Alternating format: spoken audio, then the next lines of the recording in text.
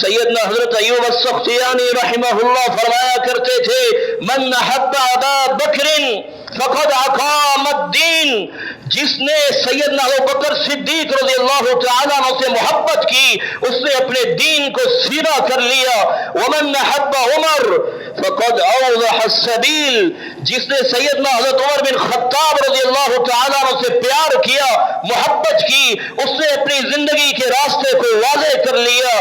ومن احب عثمان فقد استضاء بنور اللہ، جس نے سیدنا عثمان رضی اللہ تعالیٰ عنہ سے محبت کی اس نے اللہ سے روشنی حاصل کر لی۔ ومن احب علیا فقد اخذ بالعروة الوثقی، جس نے سیدنا حضرت علی المرتضی رضی اللہ تعالیٰ سے محبت کی اس نے دین کے مضبوط کڑے کو تھام لیا۔